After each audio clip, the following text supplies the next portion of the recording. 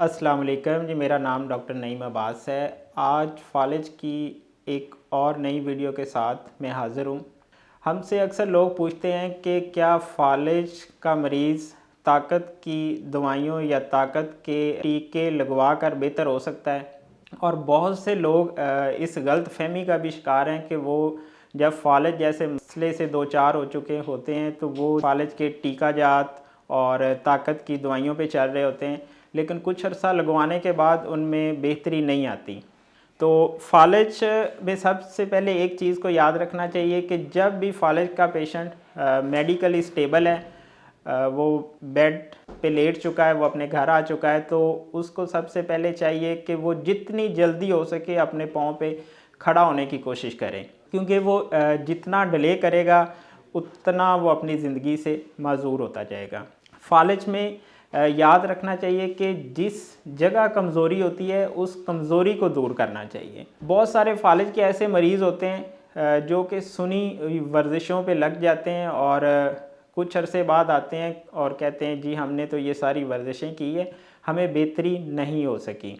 तो फालिज ऐसा मसला है, इसमें एक फ़िज़ियोथेरापिस्ट की जो अवेयरनेस है और जो उसका प्लान है वो बहुत ज़्यादा अहमियत का हामिल है। फालिज में रिहैब की एक पूरी दुनिया है और आपको उस रिहैबिलिटेशन सेंटर में जाना चाहिए या उस रिहैबिलिटेशन एक्सपर्ट से अपने आप को असेस करवाना चाहिए कि किस जगह पे उसकी कमी है, वो क्यों नहीं उठ सकता, वो क्यों नहीं बैठ सकता, या वो पेशेंट क्यों चल नहीं सकता। फिजियोथेरापिस्ट उस पेशेंट की असेसमेंट करेगा और वो देखेगा कि उसकी किस जगह पे कमी है, कौन सी मसल्स में वीकनेस है, वो उन वीकनेस को दूर करेगा, बजाय कि आप सुनी सुनाई वर्जिशों पे लगे रहें जिसका कोई फ़ायदा भी ना हो।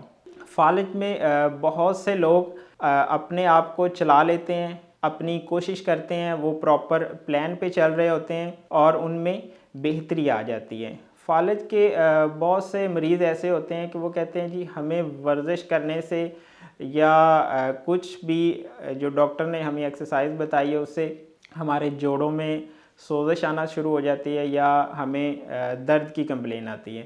देखें, एक बात याद रखनी चाहिए कि जो भी पेशेंट बेड रिडन है, उसकी मूवमेंट नहीं है, उसके जॉइंट की मोबिलिटी भी कम है, तो जैसे ही वो एक्सरसाइज की तरफ जाएगा हल्की सी पेन आएगी क्योंकि वो मसल्स एक्टिवेट होना शुरू होंगे। तो फालिज के तमाम मरीज़ों से मैं एक ही बात कहता हूँ कि वो मरीज़ कभी खुद नहीं उठ सकता जो खुद कोशिश नहीं करता। फालिज के मरीज़ को अपनी विल पावर को बढ़ाना चाहिए, उसे दिए गए प्लान को प्रॉपर फॉलो करना चाहिए और अपनी मस्कुलर एंड्योरेंस को बढ़ाना चाहिए ताकि वो जल्द अज जल्द बेहतरी की तरफ आ सके। अगर कोई भी शख्स फालिज जैसे मसले का शिकार है या उसे कुछ अरसा गुजर चुका है फालिज हुए और अभी तक वो उठने और चलने के काबिल नहीं, वो अपने फिजियोथेरापिस्ट को मिले, उससे अपना प्लान ले ताकि वो मज़ीद बेहतरी की तरफ आ सके और वो एक नॉर्मल ज़िंदगी गुजार सके। अगर आप हमसे डिस्कस करना चाहते हैं तो आप हमारे दिए गए नंबर पर रब्ता कर सकते हैं ताकि हम आपको प्रॉपर गाइड कर सकें। शुक्रिया।